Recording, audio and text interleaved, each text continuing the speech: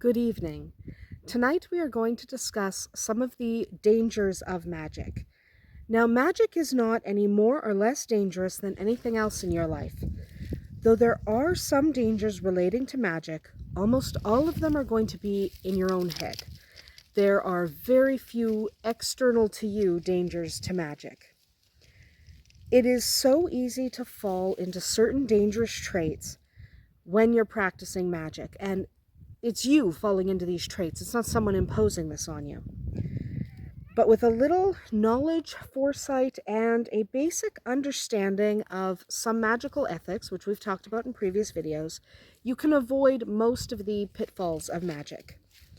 Almost all magical dangers, at least those we're going to talk about, are really psychological in nature. They're traits you'll fall into entirely by accident for most of the time.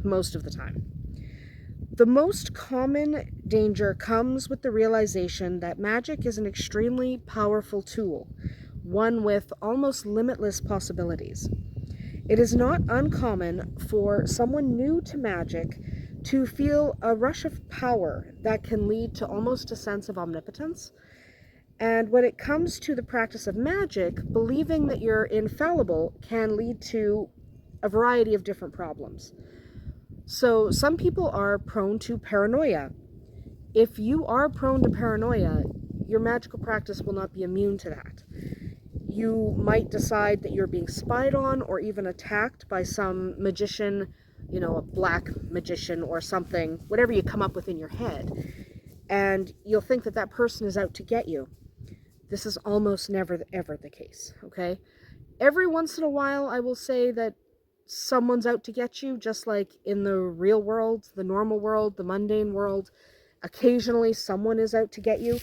But generally speaking, people are not actively targeting you.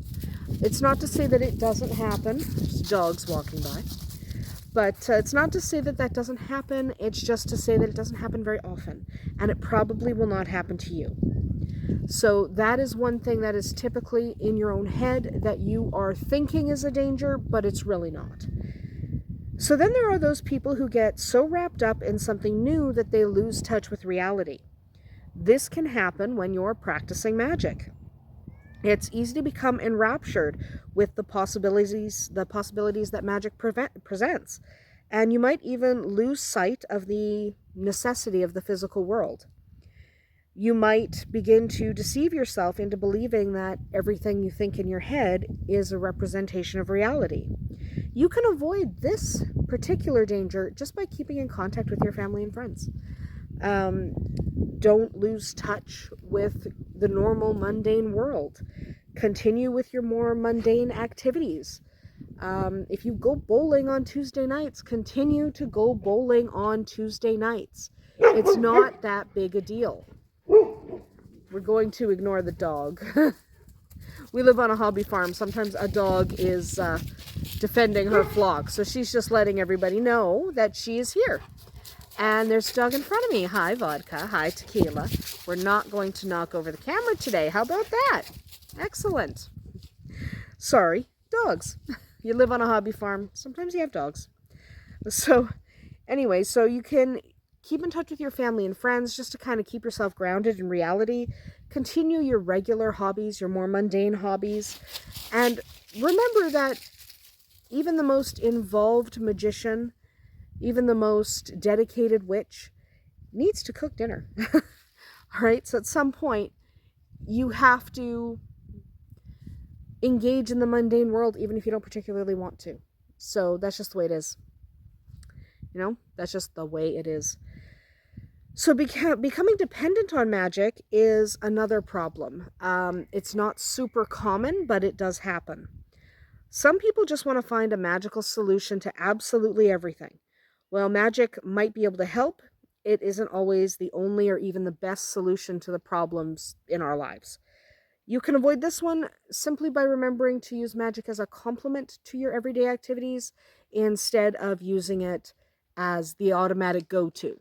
So I'm automatically going to try and solve my problems with magic. If you don't do that, if you look for another way to solve your problems and then maybe complement that effort with a little magic, you are more likely to not become dependent on magic. Hi, DK. Sorry, there's a cat now. We're outside. There is going to be cats and dogs and chickens and stuff like that. Anyway, so some of the dangers that people think might present a problem are not really a problem at all. But there are still dangers to magic. So the earth is not going to open up and swallow you whole. But there are some real dangers to... That's a woodpecker. But there are some real dangers when it comes to magic that you should be aware of. The most common is an imbalance of energy caused by usually one of two things. Either not enough energy or too much energy. Using too much of your own personal energy can leave you feeling drained and exhausted. This is not generally an issue because there's energy everywhere. Every blade of grass, every breath of air. You can draw what you need and ground the excess. We'll talk more about drawing and grounding in a different video. But ultimately, if you're exhausted from too much magical work, you just go to bed. Okay, sleep it off. It does work. We're going to yell at the woodpecker soon. I find him annoying. He's very large. Anyway, so the other problem might be excess energy. Too much energy is actually worse than not enough because it can remain in the body and have some interesting and bothersome effects. So if you feel like you've had too much coffee, you can't fall asleep, maybe you have kind of a weird headache after a spell or ritual and it just won't go away, you might have too much excess energy floating around your body. This can be resolved by meditation or by grounding, dispersing the energy into the earth, any manner of techniques. And again, we will talk about some of those techniques in a later video. I'm not going to do it tonight, but that is something you might want to be aware of. You might want to remember to ground excess energy before you stop practicing magic for the day, just so that you don't end up with that kind of buzzy feeling where, you can't settle down. And that's not fun for anyone. So just remember, ground that excess energy, and that will avoid that particular pitfall. If you have too little energy, take a nap. So magic, just like any other activity that we engage in, has its risks. However, most of these risks are easily minimized and controlled through the correct application of your grounding or your centering, or even just by observing a little magical ethics, or even by just making sure you just check yourself before you practice magic. Because again, most of the dangers of magic are in your head. Okay, they're not external to you. So just remember, check yourself before practicing magic. Make sure that you're just aware of what's going on and be aware of the potential pitfalls when you are practicing magic. Sorry, there go the dogs again. We're not going to worry too much about the dogs. Hi, guys. Yes, good dogs. So I'm just grabbing the camera just so they don't knock it over, because here's whiskey as well. So never let the potential risks prevent you from exploring magic, because there are not enough actual dangers to magic to... There's not enough... Sorry, I've got dogs going crazy. But there are not enough actual dangers to magic to prevent you from engaging in magic. And clearly we're having way too much fun today. So I was going to talk about one other thing, but instead we'll talk about that in a different video, just because there's actually a lot of funny stuff happening right now with the dogs running around, and Tequila is right here beside me.